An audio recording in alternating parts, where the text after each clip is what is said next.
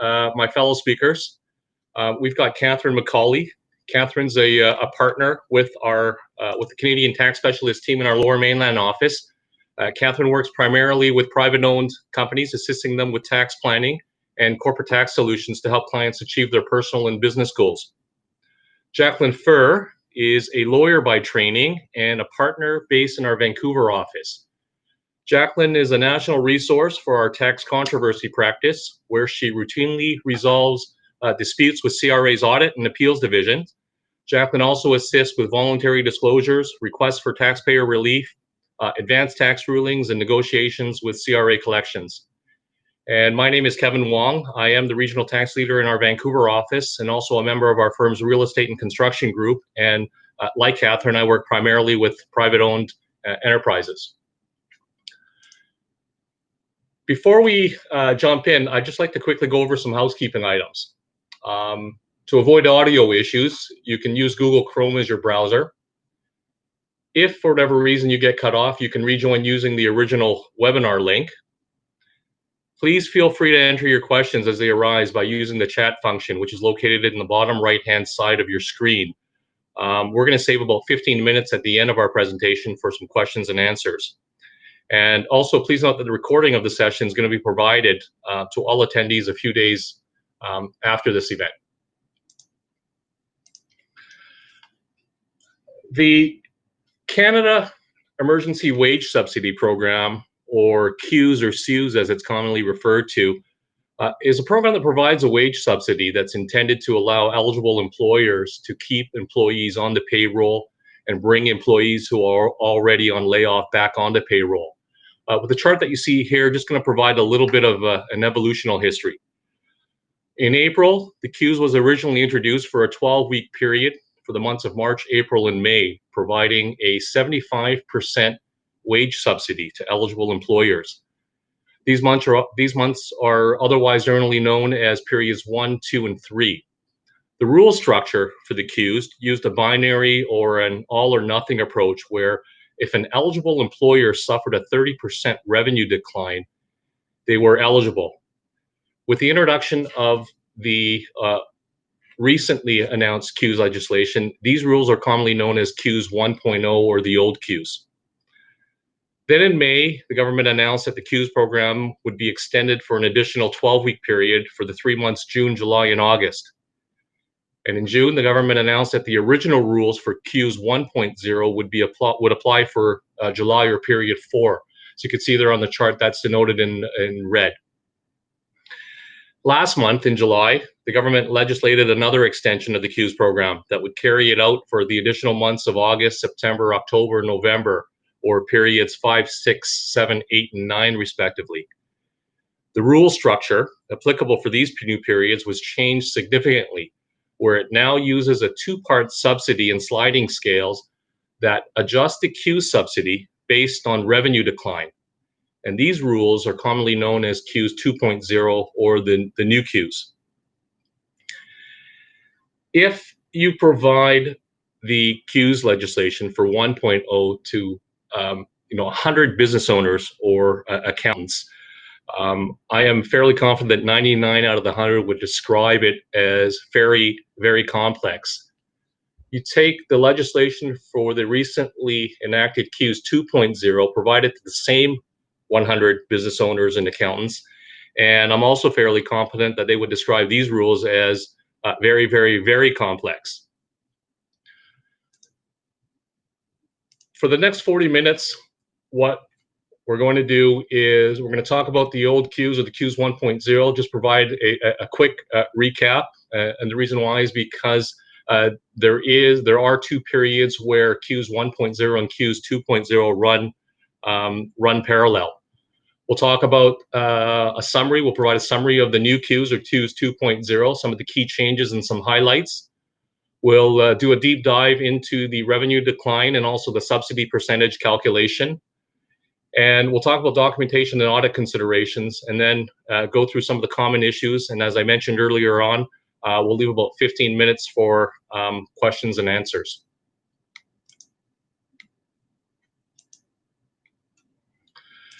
So, quick recap for CEWS 1.0.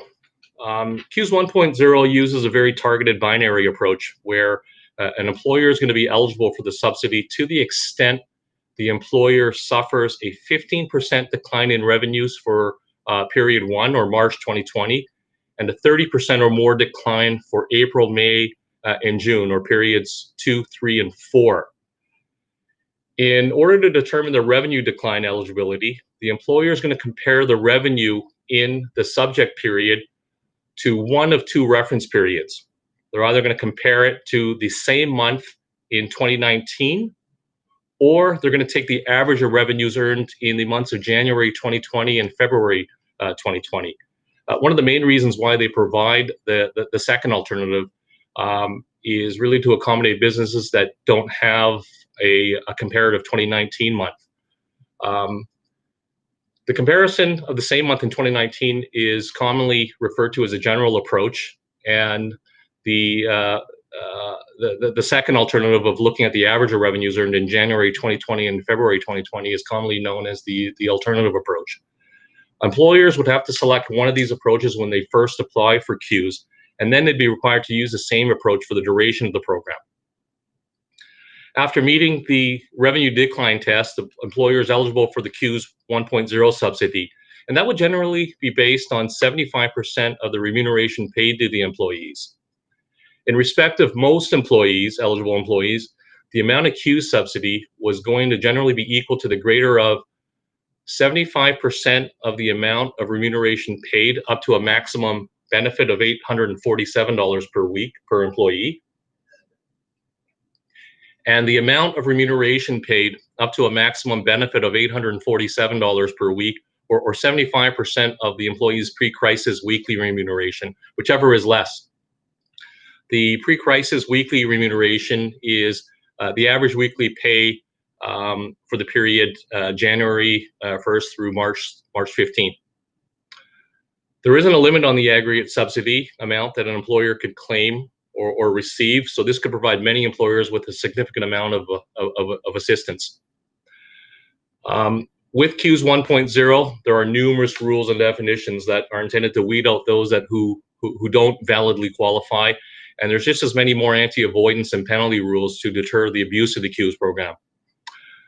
One of the issues with the CEWS 1.0 is that it provides the same support to all employers who suffered a revenue decline of 30% or more, regardless of how steep the decline actually was. All else equal, an employer that suffers a 70% decline receives the same amount of subsidy as the employer that suffers a 30% decline.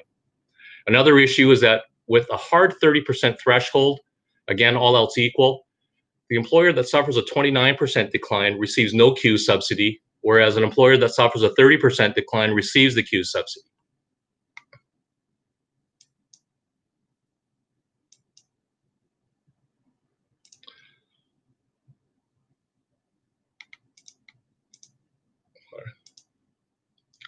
Looking at the key changes to CEWS 2.0, if I had to describe one overall key change, that's with CEWS 2.0, it's going to be that CEWS 2.0 really is the expansion of eligibility to employers. Under CEWS 1.0, as I mentioned, eligibility was binary based on a 30% revenue decline. Under CEWS 2.0, a business with any revenue decline percentage is going to be eligible for some portion of the subsidy that'll be directly proportional to the revenue decline. Taking a look at some of the key changes, starting first with the claim period. As I mentioned, CEWS 1.0 was introduced for periods 1 to 4, or the months of March to June. Under CEWS 2.0, the program's extended for another 5 periods or months, taking us through November. The rules for CEWS 1.0 apply for periods 1 to 4, and the rules for CEWS 2.0 apply for periods 5 to 9, with an exception, which I'll talk a little bit about later, for periods 5 and 6. The benefit and subsidy. Under CEWS 1.0, it generally provides a subsidy amount that's going to be based on 75% of the employee's remuneration in respect of a week, up to a maximum subsidy amount of $847.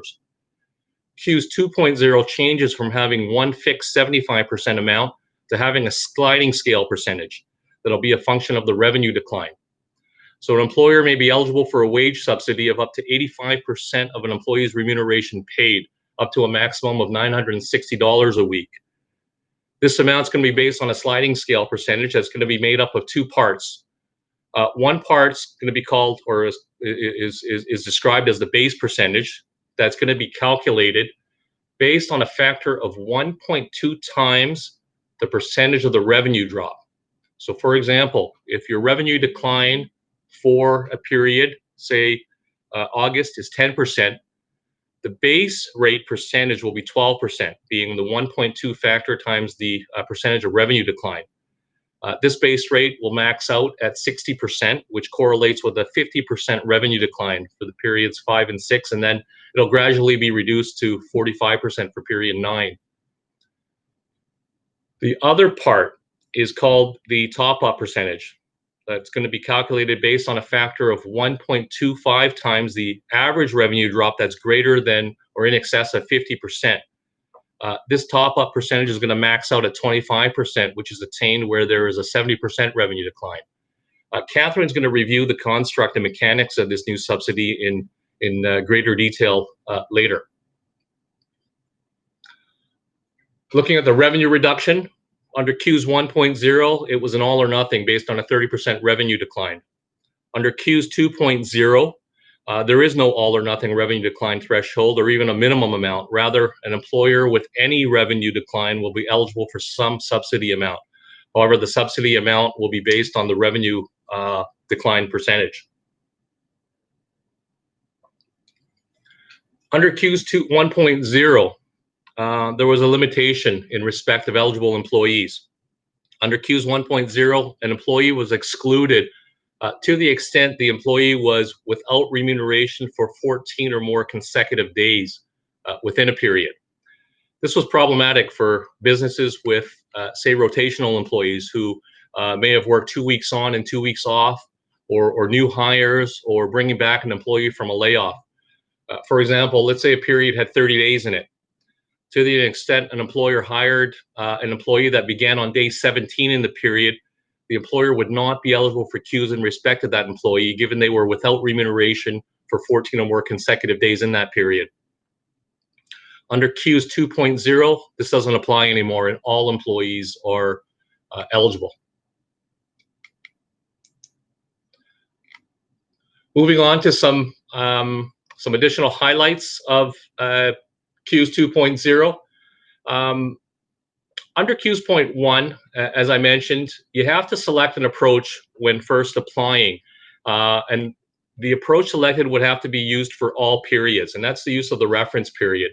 So as I mentioned earlier, if you're looking at the revenue decline for July, or say June, you would look at a reference period under the general approach where you would look at the same comparative month in 2019 or the general approach, or you'd look at use the alternative, have a choice of using the alternative approach, which is the average of the revenues in January 2020 and February 2020.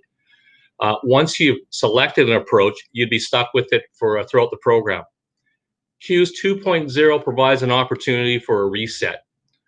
So if an employer previously used the alternative approach, for periods 5 and onwards now, they can choose to use the general approach and vice versa. So there's an opportunity for reset. If you chose one approach for periods 1 through 4, you have an opportunity to use the other approach, but you have to make that decision in period 5 before applying for a period, at the time of applying for period 5. Another highlight is a transitional measure for periods 5 and 6. So now employers can apply. So as I going back to the first slide here, as I mentioned, CEWS 1.0 was introduced initially for periods 1, 2, 3, and 4. CEWS 2 rules were brought in, extended it for periods 5, 6, 7, 8, and 9. And under CEWS 1.0, you'd have to use those rules for periods 1, 2, 3, and 4. CEWS 2.0 rules would apply for periods 5, 6, 7, 8, and 9. And under CEWS 2.0 provides a transitional measure. Employers can apply the CEWS 1.0 rules to periods 5 and 6 if this provides an increased subsidy amount over the rules which would otherwise be calculated under CEWS 2.0. So for periods 5 and 6, CEWS 1.0 rules and the CEWS 2.0 rules run parallel. Generally, if you work out the math, in periods 5 and 6, the CEWS 1.0 would be more beneficial to the extent your revenue decline is between 30 and 62%.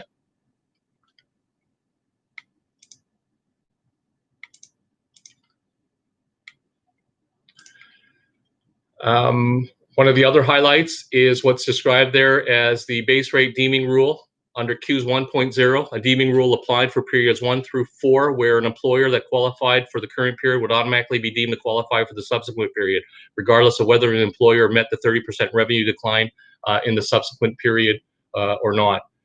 Under CEWS 2.0, the application deadline for all periods has been extended to January the 31st, 2021, whereas previously the deadline was September 30th to 2020.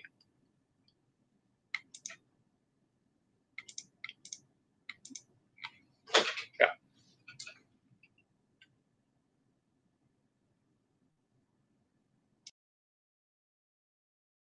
Kevin.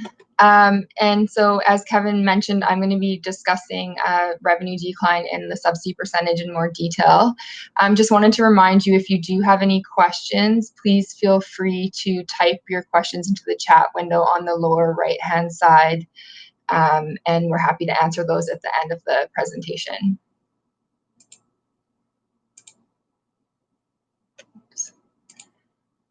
Okay, so for the revenue reduction, so as Kevin had mentioned, in the original CEWS, there was a hurdle. So you were either in or you were out. And if you were out, you weren't eligible for the subsidy at all. And starting in period 5, if you have a revenue decline of equal to or greater than 50%, the subsidy will be greater than if your revenue reduction is below 50%. For those entities with a revenue decline below 50%, you're eligible for the subsidy, but it will be on a sliding scale. And because there's no longer a hurdle, just to reiterate this, every eligible employer with a revenue reduction will now qualify for CEWS for periods 5 and onwards. So there's 2 different components of the revenue comparisons that must be calculated for period 5 onward, and these are calculated separately. The first is the revenue reduction percentage, and this is the comparison of the current month revenue compared to the prior reference period, and the calculation will determine the base subsidy for periods 5 onward. And secondly, there's a top-up revenue percentage, and this will determine if you qualify for a top-up subsidy. And for the top-up reduction percentage, the comparison looks at the last 3 calendar months prior to the current reference period in comparison to the prior reference period. So if we were looking at July of 2020, which is period 5, we would need to know our average monthly qualifying revenue for April, May, and June of 2020. And we would compare that to April, May, and June of 2019, or the average of January and February of 2020 if you use the alternative for your prior reference period.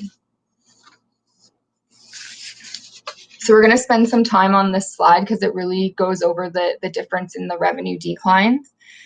So the calculations that need to be determined in each of the periods. So we're looking at calculating revenue declines of 30% or more, under 50%, equal to or greater than 50%, and then there's a max top-up percentage. So for periods 1 through 4, there was only the one test, and if you met the revenue decline threshold, you would be eligible for the 75% subsidy up to $847 per week. And for periods 5 and 6, because of the safe harbor rules, you can choose to be in the old rules if you have a revenue decline of 30% or greater, and then that would allow you to obtain that 75% subsidy. So you might wonder why you would choose to be in the new rules if you qualify under the old rules, and the answer to that is your top-up percentage. So for those entities that are most affected, and they have a really large revenue decline, they could be eligible for the 60% base subsidy plus a 25% top-up subsidy. So that would get you to 85%. And for period 7 onward, the only option is under the new rules. And you'll also notice that there is a gradual decline of the subsidy. And for businesses with less than a 50% reduction in period 5 onward, the subsidy percentage is tied to the revenue percentage decline. So that's the sliding scale we were talking about. So if your revenue decline for period 5 is 10%, your subsidy would be calculated at 1.2 times that, so 12%. And I'll go through an example on the next slide. And I just wanted to make a quick note for furloughed employees. So furloughed employees are those employees who are on leave with pay. And businesses who keep furloughed employees on payroll in addition to the subsidy were eligible for employer-paid CPP and EI. And for CEWS 2.0, periods 1 through 4, nothing was changed. And for periods 5 through 6, there's a special rule that as long as there is a revenue decline in the current period or in the prior 3 month average, then the subsidy is still 75% based on the old rules. And for periods 7 through 9, we don't know the extent of the new rules yet, but it will be determined by regulation, and we're just waiting for those rules to be released. So this is our example for our base subsidy. So for this example, we're in period 7. So we're no longer have the safe harbor rule. So we must calculate the subsidy under the redesigned CEWS 2.0 program. And for a revenue decline of equal to or greater than 50%, there's a maximum base percentage of 50% for period 7 that would be used. And for a revenue decline of less than 50%, the sliding scale rules apply, and you multiply the period factor. In this case, it's 1.0 by the revenue percentage decline. So for period 7, we'd be looking at September 2020 and comparing that to September 2019, or the average of January and February of 2020 if the entity choose the alternative method. So here, if we have a revenue reduction of 25% in September and a revenue reduction of 23% in August, we would choose the higher, which is the 25%. If our eligible remuneration was $1,000, we take the $1,000 of eligible remuneration, times that by our revenue reduction of 25%, and multiply that by the factor for period 7, which is 1.0, and we'd have $250 a week subsidy. And for the if for entities with a revenue reduction of higher than 50%, so here we're at 60% in the second example, and our revenue reduction in August is 55, we have our eligible remuneration of $1,000. We times it by the maximum base percentage of 50% for period 7, and our subsidy would be $500 per week. So now for the top-up subsidy. So again, this is calculated separately from our base subsidy. And so if we take our 3-month average decline, so we're in period 7 again, so that would be, you would want to look at June, July, and August of 2020 versus June, July, and August of 2019. Or if the entity chose the alternative method, they would use the average of January and February of 2020. And for the top-up subsidy, you have to have that calculation has to come in at over 50%. And if your revenue decline is greater than 70%, you would achieve the maximum top-up percentage of 25%. And so in this example, we have our average 3-month revenue reduction is 60%.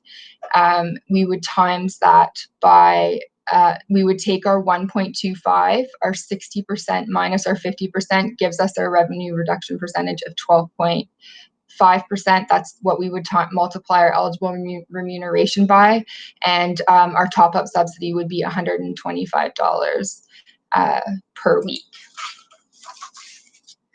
This table really just illustrates that there are maximum subsidies per for the CEWS. So if you remember back to CEWS 1.0, your base CEWS was 75% of eligible remuneration up to $1,129 per week, and that landed you at your $847. Well, this $1,129 cap on eligible remuneration continues to apply for periods 5 through 9. So if we think back to our example of period 7, where there was a 60% decline, if the eligible remuneration was paid to our employee was $2,000, there would be a cap at 1,129. We times that by our 50% maximum base CEWS rate to get a maximum weekly subsidy of $565. And then also just to mention that there are some baseline remuneration rules, which I won't go into detail, but these are important on a go forward in the new CEWS 2.0 for non-arm's length employees only. So if the employee is related to the employer, like a shareholder or a shareholder spouse, you cannot hire them now in order to collect the subsidy.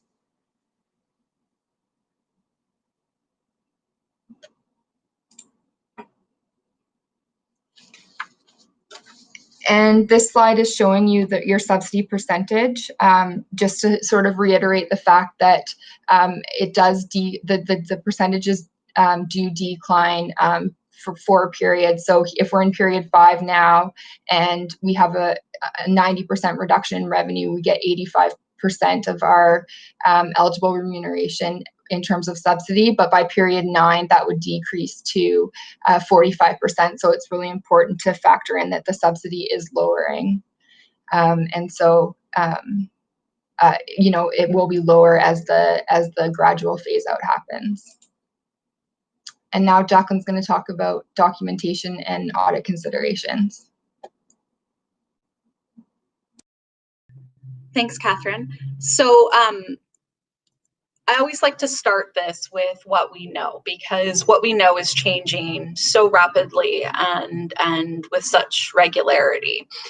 So, even this week on Monday, prior to August 11th, the CRA's position was that the extent of any post-payment reviews was dependent on the conclusions that they were reaching in their reviews of the intake of claims. And then on August 11th, so just a couple of days ago, CRA actually updated that and now has confirmed that they will be doing comprehensive post-payment audits. And I don't think that this really comes as a surprise to anybody. It doesn't come as a surprise to me. It likely does not come as a surprise to you, but it is confirmed now. So what does this mean? It means that we really have 2 possible times that you could see a CEWS claim denied. First, during the review of the application, and then second, during a post-payment audit. So you may get no payment to start with. You may just see a denial right on the review of the application. Alternatively, you may get a payment, and then as a result of a review or audit, the CRA may later determine that some part or all of that payment shouldn't have been made, in which case they'll send a notice of determination to you. Alternatively, you may get a payment and see neither of these activities. But if a payment was received and then the business is audited and the CRA determines that that payment should not have been made, then the claimant will be required to repay amounts previously paid, as well as applicable interest. And there are penalties that exist as well in certain circumstances. So keeping up with the theme of what do we know? What do we know now that we know that there will be post-payment audits? And what do we not know yet? So there's still a lot we don't know. This is a new benefit program. We don't have case law on it. There's very few CRA administrative positions. But audits are normal course for businesses who operate in Canada, particularly over the last few years. So this is not new, nor should it be particularly concerning. It is the course of business these days. There's a lot that we could generally discuss with respect to audit procedures on a general basis that we know from our previous experiences, but I'm going to focus on the following for the purposes of this presentation. First, we know organized records will be key. This may be obvious, but it can't be overstated. The second, watch for CRA communication. Again, this is perhaps obvious, but there are very important timelines, due dates, and limitation periods that start ticking away when you receive certain CRA communications. You may not agree with the CRA's determination, and there is a process for disputing that determination. And we'll talk a little bit about that over the course of the rest of this presentation. The other thing to be aware of is just be aware of what shows up on your tax return for the taxation year that includes the claim period. The calculations and the CEWS applications may not be the only place that CRA is looking. So now I'm going to talk about a little bit more about each of these. So with respect to organized records, here's some of my general advice for organizing your records. When applying for the program, keep both calculations and primary source documents on which those calculations are based. You need to keep your elections, the attestations, and document any assumptions that are made in the course of making those calculations. This is particularly important because there may be staff turnover by the time CRA comes to audit the company, and you don't want to have to be digging those records up or trying to figure out what assumptions were made if they weren't documented. If you got legal advice, you should mark those privileged documents privileged. And this is so that they're not accidentally turned over to the CRA when they shouldn't be, thereby waiving your privilege over those documents.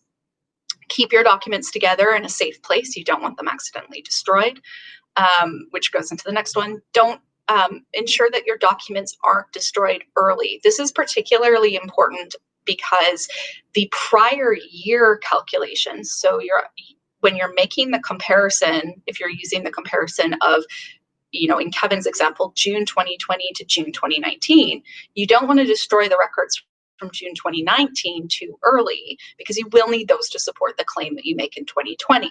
So if you've got document destruction policies, consider whether or not you need to keep the documents from 2019 with your documents from 2020, or how you're going to deal with that. My other advice is to organize the documents contemporaneously. Don't wait for the CRA to ask. And the reason that I make this suggestion up front is because we know that delay in providing responses to CRA can increase one's audit risk profile, which might cause denials or expanded scope of audits. It's important that responses are timely, and this makes sense. You need the calculations and the primary source documents, elections, and attestations, and will have made assumptions to decide if you're eligible for CEWS in the first place. From the CRA's perspective, they will make certain assumptions if you don't have this information available when they ask. So to give some examples of the types of documents that you need, we've touched on a few of these already, but just to reiterate the point. Calculations, calculations, calculations. I cannot emphasize this enough. This was true for CEWS 1.0, but it's especially true for CEWS 2.0, where the reduction in revenue is so important to the determination of the amount of the subsidy. These records are going to be very important for periods 5 and forward. Assumptions that you made, if there was extraordinary revenue that was left out, why, how that was determined that it was extraordinary revenue, that sort of thing. Elections that were made with respect to the calculations. Are you using June 2019 as your comparable? Or are you using January, February 2020 as your comparable? Confirmation that you backed out any ineligible remuneration, so things like dividends or direct tips. And how you calculated and treated sick pay, vacation pay, stat holiday pay. You'll also need to keep primary source documents like financial statements, invoices, general ledger details, contracts, bank records, payroll records. So that's commission calculations, information about hours worked, canceled checks, amounts withheld, that sort of thing. And you want to make sure that you don't destroy the records which evidence that you had employees that were not without pay for 14 days for claim periods 1 to 4. So just because CEWS has changed, keep in mind you might need different records for CEWS 1.0 than you will need for CEWS 2.0. So really think about what you're keeping and why. One thing that has come up, and the CRA has addressed it, is what about situations where you have a small employer who may not maintain monthly records? The CRA says they will be reasonable. However, any assumptions made in any calculation should be included in the documentation and available for review. On an administrative basis, the CRA has also said it will accept a reasonable estimate of work-sharing benefits received by any eligible employees if the eligible employer does not have the exact amount. So I would note that in both these cases, what is reasonable is very subjective. This is not an objective test. There is no bright line test as to what would be reasonable or not. So it is very important to document how you determine the appropriate comparables, why you felt this was a reasonable determination in circumstances. You may want a second opinion on whether or not a position is reasonable. Especially, again, when we think through how important revenue decline is for determining the amount of subsidy under CEWS 2.0. Finally, if you called CRA for advice or guidance about your claim, you want to keep those contemporaneous notes of that call in your files, and you would want to include any CRA agent's name and ID number that you spoke to, along with a documenting the advice that was given at the time. However, remember that advice that comes from the CRA is not, so the CRA is not stuck with their advice. They're not stopped from reassessing you later on a completely different position. So they may tell you one thing, you may be audited, and they may say, no, that wasn't correct, in which case they're not stuck with the advice they originally gave you. They can still reassess you. The reason that you want to keep those notes and that documentation is you want records to support reasons why penalties and interest perhaps should not apply. So those will be important for that basis, but just be cautious if that's where you're getting your advice.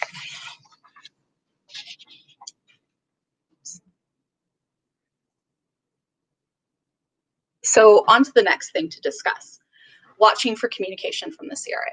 So we know that CRA is using automated queries, validation within its data, and follow-up phone calls to verify claim applications at the moment. So these phone calls, in particular, I've heard a lot about phone calls being used at this point. Used to confirm details, request information, notify you of a denial that a letter is coming. One thing to be aware of is, unfortunately, CRA scams were really getting quite a bit of traction pre-COVID. And we've seen a few news articles now that talk about scams relating to COVID support programs. I myself got a call just the other day from such a scam. You'll all be happy to note that I didn't fall for it, but they are out there. Those calls are being made. If you have any concerns, or perhaps even as a best practice, you may want to call the CEWS line and verify that the caller that you're speaking to is in fact from CRA.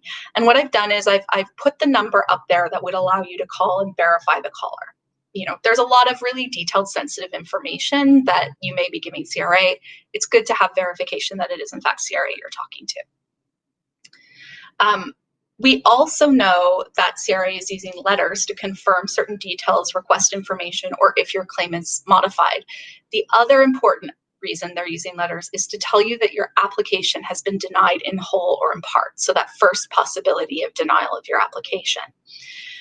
So I'm going to talk a little bit about why those letters are so important in the next slide.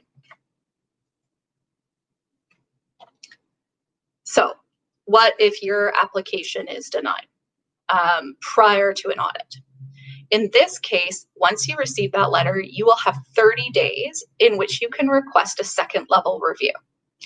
You do this through your online CRA My Business account under register formal dispute. Your advisor, if they have CRA access, can do this for you as well under represent a client. Somebody will review that.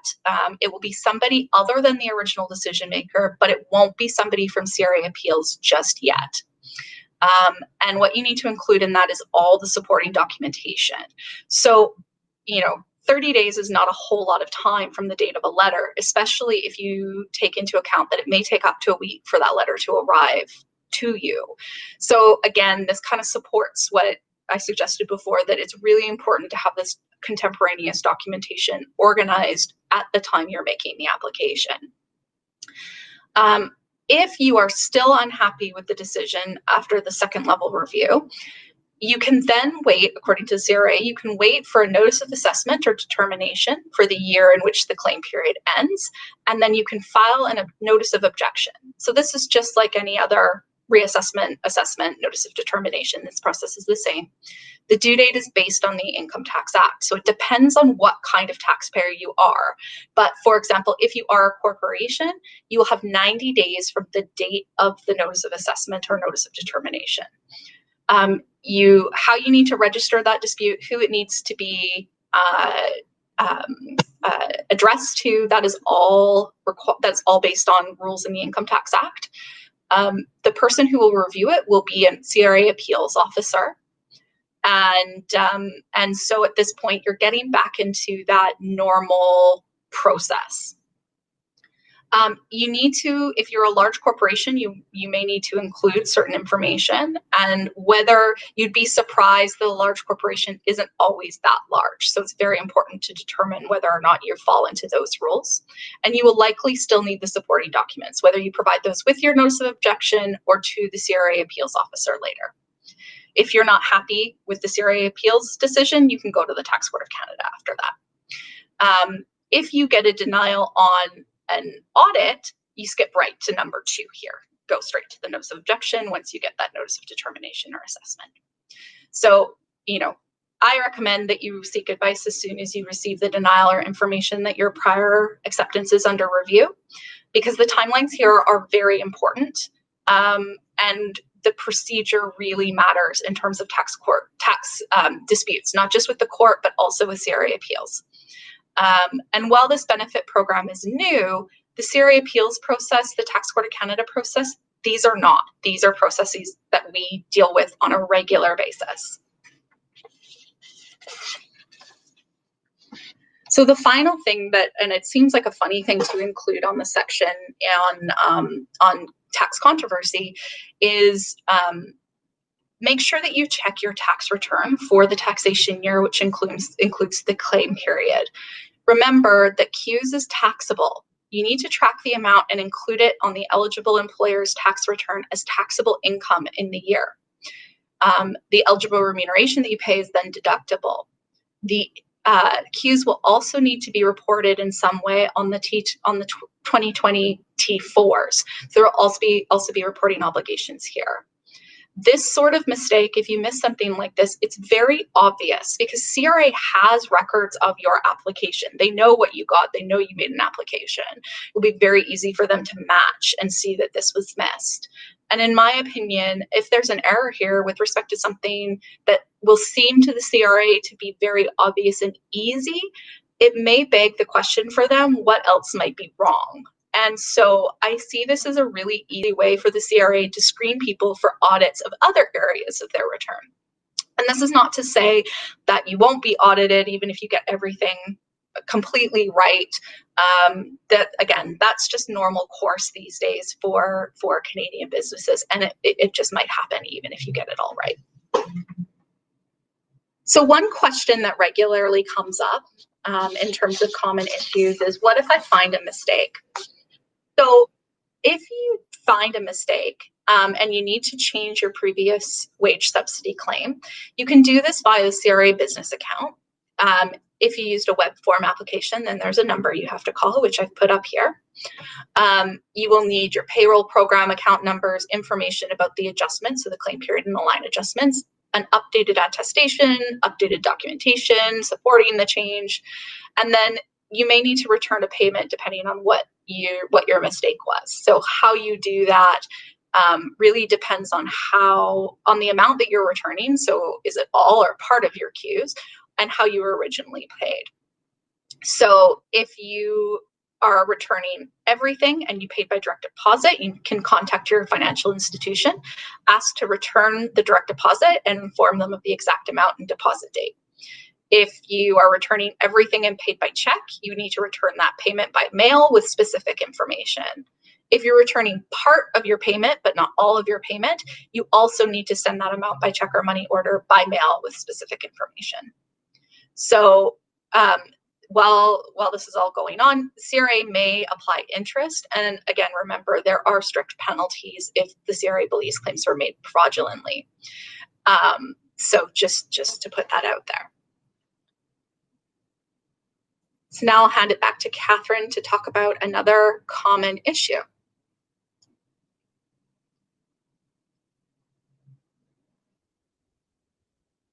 common issue that comes up is the temporary wage subsidy and how it correlates with the CEWS itself. And so the temporary wage subsidy is equal to 10% of the remuneration paid between March 18th, 2020 and June 19th, 2020. And what it did was it allowed employers to have an immediate reduction to their payroll source deductions. And so it was a nice in terms of cash flow, because unlike CEWS, where you're paying your employees and then you have to wait in order to get the subsidy back, it was just immediately reduced your payroll source deductions for that month.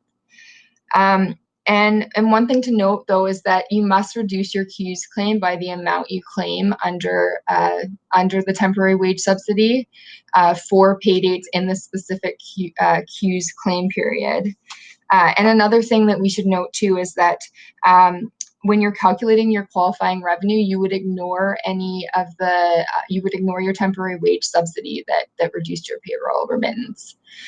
And if you're already qualifying for CEWS, because you have to reduce your CEWS by the temporary wage subsidy received, you can elect to have a 0% contribution to your a 0% rate to your temporary wage subsidy. And so that's an option. If it's going to kind of be all in the same, then you might just elect not to claim your temporary wage subsidy if it's going to decrease that CEWS claim.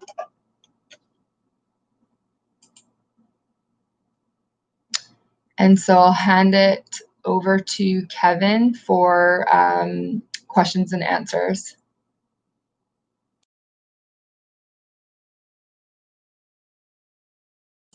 Oh.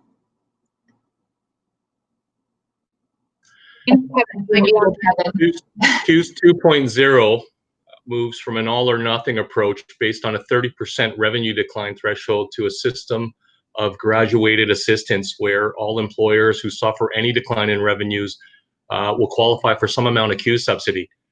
With such an overhaul, making a substantial number of businesses now eligible, comes complexity, with not only the manner in which the amount of the subsidy is calculated, as Catherine has showed us, but also many other items that have to be considered as well, such as the choice of approach for determining revenue decline and the reset opportunity we discussed, and selecting the use of CEWS 1.0 or 2.0 for periods 5 and 6.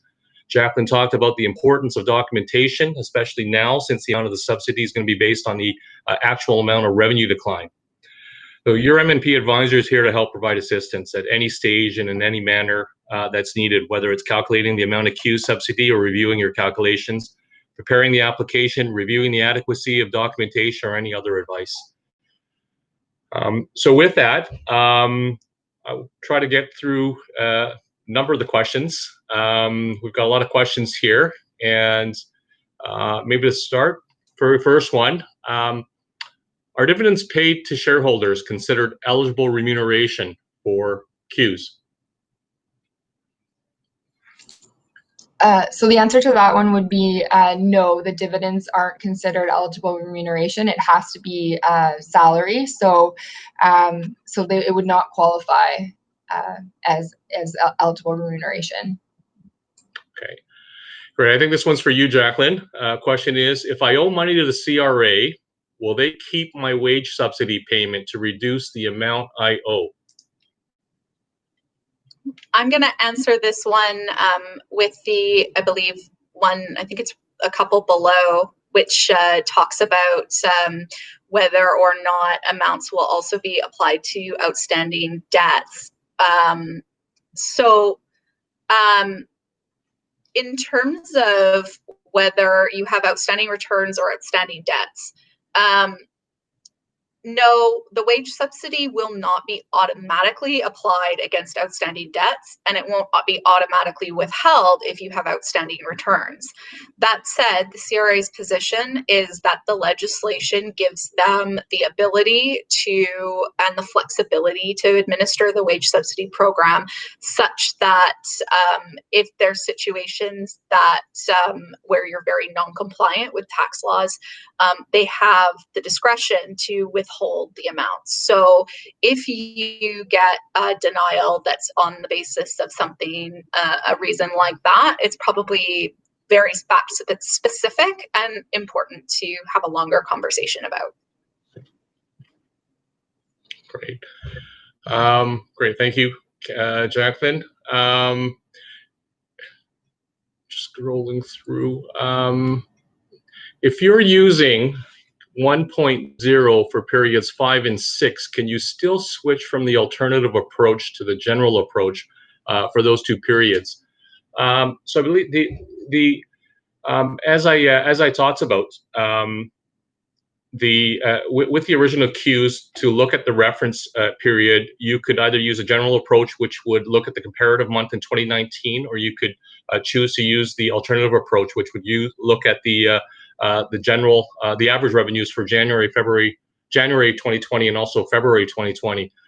CEWS 2.0 offers an opportunity for reset. So if you use the general approach for periods 1 through 4, you could go and use the alternative approach for periods 5 and onward, and vice versa. So that's a selection you need to make for period 5. So it's not one where you can switch back and forth for 5 and 6. So you need to make that determination whether or not you're going to do the reset period 5 before applying for period 5.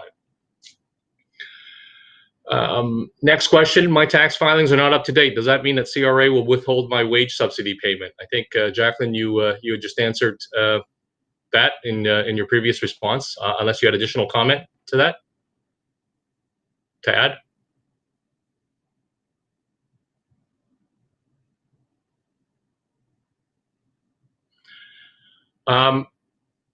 Here's another question. If you use the deeming rule, and then it shows that you did not qualify, would you have to pay back the subsidy amount?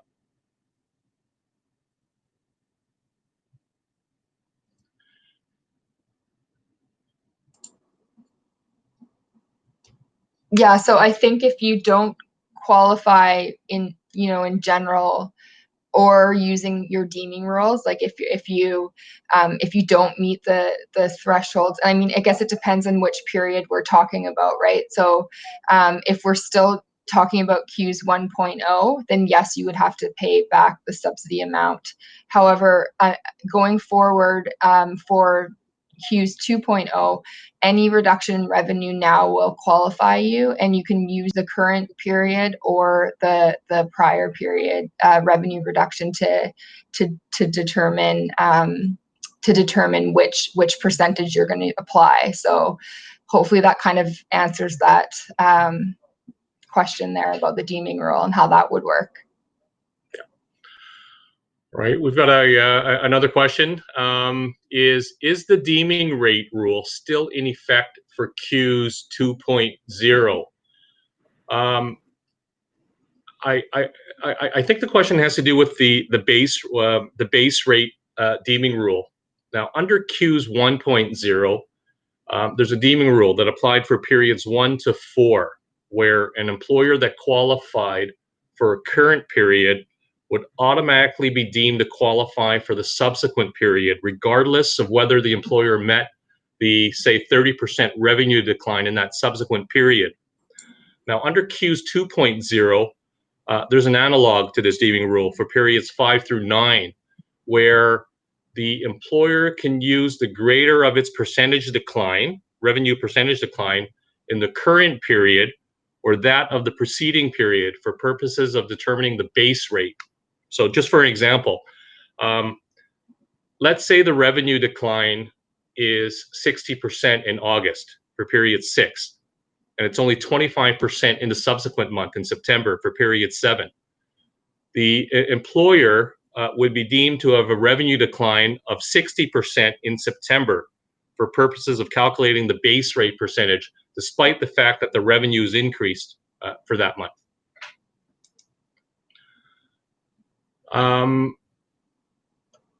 Next question, does baseline remuneration, January 1st to March 15th, disappear in the calculations for CEWS 2.0? So it does for for arm's length employees. It will disappear for CEWS 2.0, but for non-arm's length employees, so those individuals who are related to the eligible employer, that factor will still be in, and that's really just to prevent people from hiring, prevent eligible employers from hiring on, non-arm's length people and then qualifying for the CEWS subsidy. Great, thank you. Another question, if we use cash basis for revenue calculation in 1.0, can we switch to the accrual for 2.0?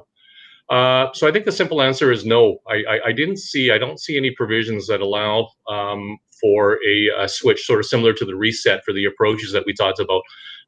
The CEWS legislation provides you the ability to choose to use the cash basis or the accrual basis, but the CEWS 2.0 doesn't have any rule that offers you a chance to switch back if you started with cash, so or vice versa. So once you had picked one for the periods 1 through 4, it would appear that you're stuck with that basis throughout for the rest of the periods through 9.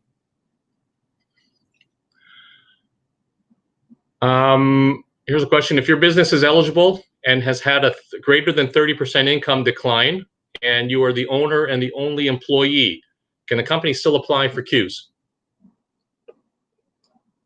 So the answer to that would be yes, if you have the baseline remuneration, which the period, prior to CEWS 2.0 being released, that was January 1st to March 15th, 2020, and now there are some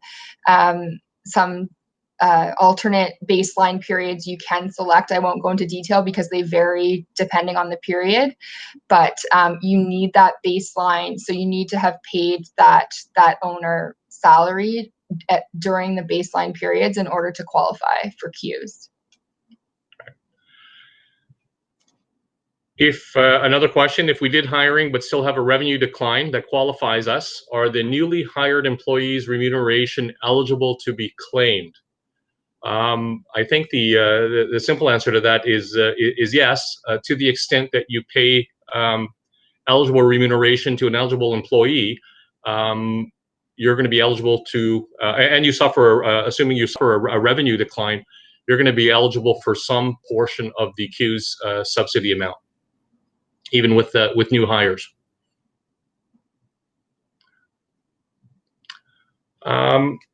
So with that, we've hit 11:30. We tried to get through as many questions as we can. I'd just like to remind everyone that the presentation has been recorded and will be provided to you in the coming days by email. So with that, I'd like to thank Catherine and Jacqueline for presenting, but also thank you for taking the time to attend and watch our webinar. Have a great day, everybody. Thank you. Thanks.